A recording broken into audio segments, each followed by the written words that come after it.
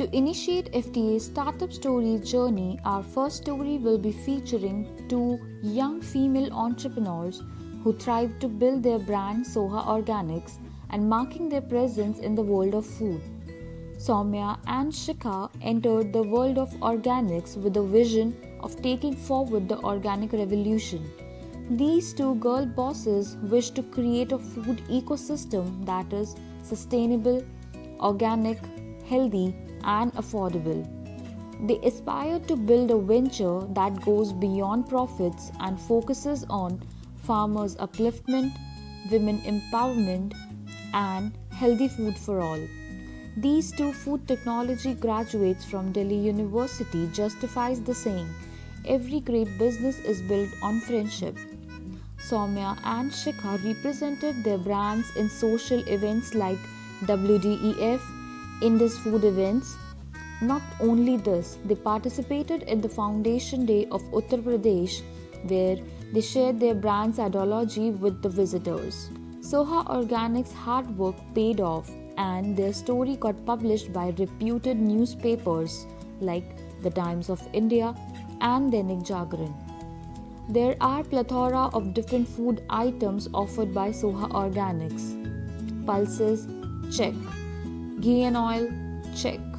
Cereals, check. Spices and salt, check. Sugar and honey, check.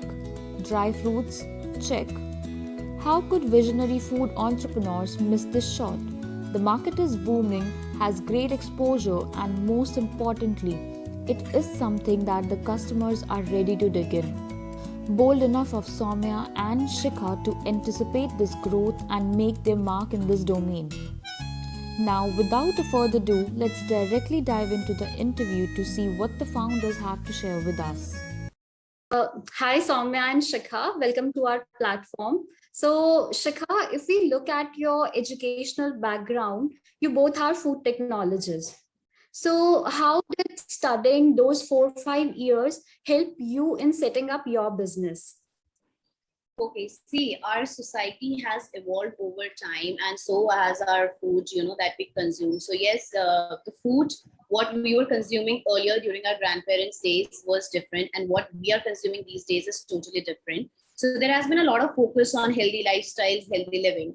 So talking about food technology, see, food technology is a discipline which deals with processing, storage, packaging, distribution. So it is an entire change.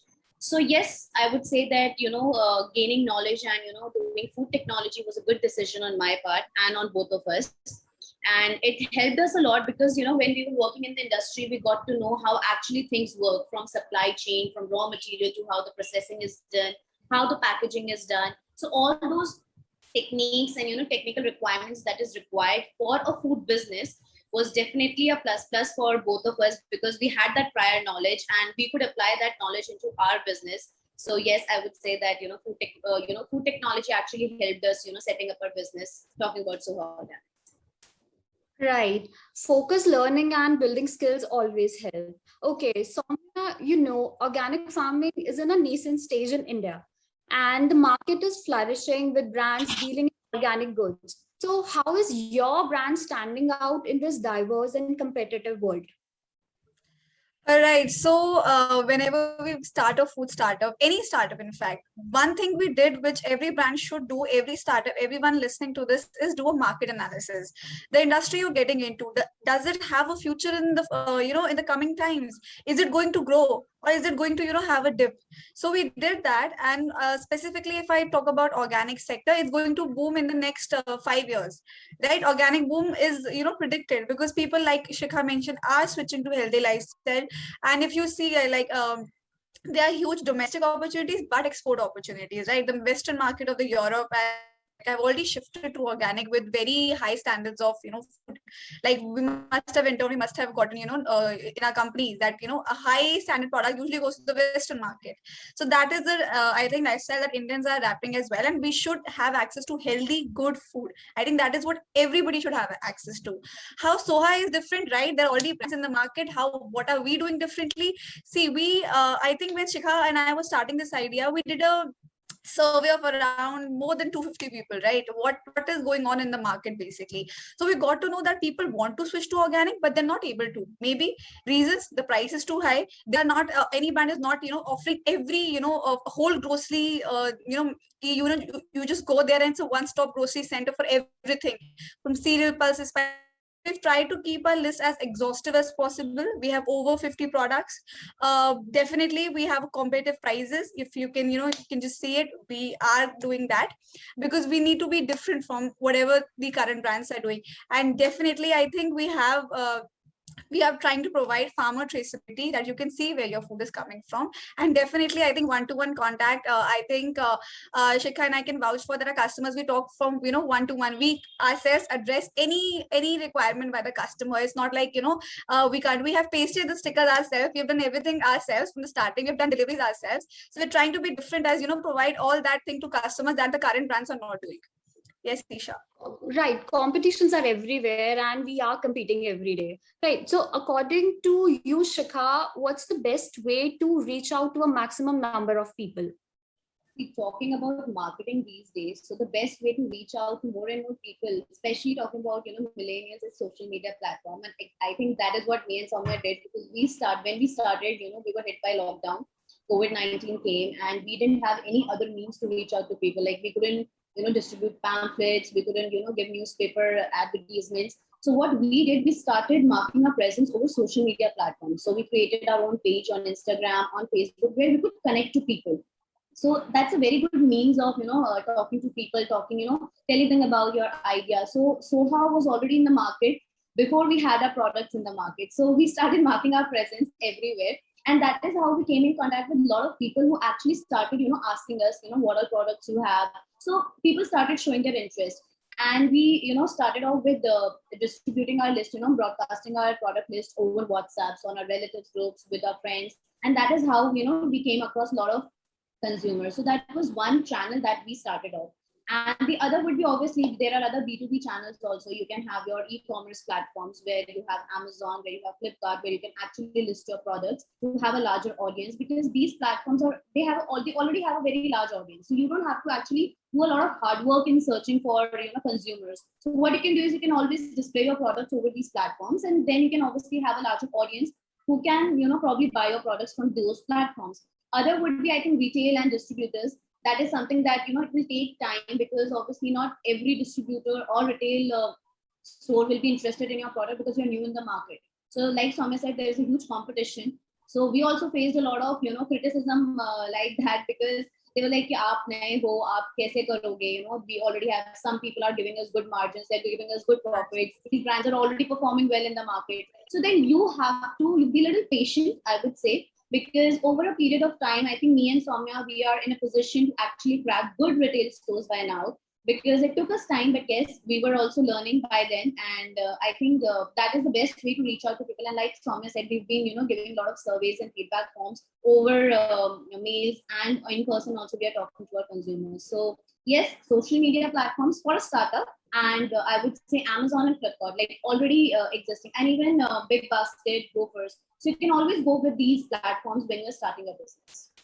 Yeah, you are right. Definitely, technology has not only changed our lives, but the faces of businesses too. So now the tough question. Okay, as per reports, 40% of Indian startups hit amid COVID-19, and there was a dip of 50% in overall funding during the lockdown. There were layoffs. So Soumya, how did you manage everything?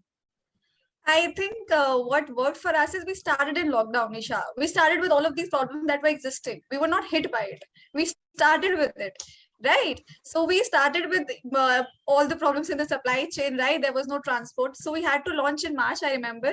And then there was sudden lockdown. Nobody knew what's going to happen, for the coming year. And right, our stock was in some other state. We had to get it from that. So we had all these problems. We started with all these problems. We built our startup on these problems, I would say. So yes, the industry has been hit tremendously, but this is what I keep saying, khana hamesha chalta hai. I'm so glad I come from the food technology background, and we both are so proud. I mean, Shika has done her master's as well. She brings to the table, a lot of technical knowledge, and basically we I think improvised. We use every problem as a opportunity that yes, this can be done differently. We saw COVID that maybe people will shift to more healthy food, right? Immunity boosters. We have immunity boosters pack as well, like turmeric, black pepper, all of this that has been recommended by the government of India as well. So we try to, I think, improvise. We saw like a solution. There's a solution, and of course, I'm not saying it's easy. It's been really tough. I'm not going to sugarcoat anything. Right, the past year has been tough, but yes, I think we're still small. The first year was the learning itself, and now we'll be building up on all of these things. So we will be, looking for funding, investing, growing our pack. So all of these problems, I think we're still learning. But like I said, yes, I think every startup needs to have that, and needs to see some positive in every negative. I think that is what I can say. Right, right. Okay, the first thing that worries someone doing a startup is a potential investment. So is there anything, Shikha, you can tell us? The investment is a major concern for, I would say, over 99% of the startup, because you don't know how much to invest initially. So I would always suggest that you should always run a pilot project before investing too much into your project. So like Swami said, we conducted surveys before we actually invested in a project, whether our idea it will be accepted by the consumers, whether it has a demand in the market or not, whether it has a scope in the market or not. So it is very important to understand that a lot of people, they have assets, a lot of people, they have investments, but then they really don't know whether their idea is going to work or not. Like every entrepreneur, they have their self doubts whether my business will sustain or not, whether it will grow over time or not. So what is more important is plan your finances initially, and always go for government schemes. Like there are, talking about organic industry specifically, there are a lot of schemes that are offered by government of India. So you can always ask, you always go to the bank and ask, whether you will get loans or not. Like you have Mudra, you have Startup India, you have PMFME schemes who can actually, help you through your infrastructure development initially at your, initial stages.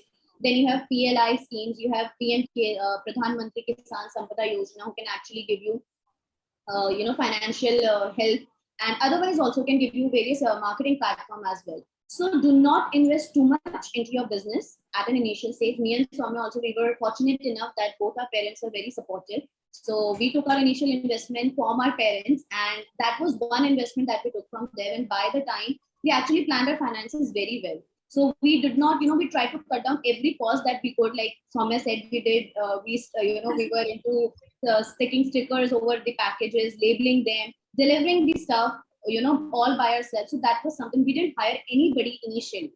So whatever we could do, we did. And, and we saved a lot of money over that.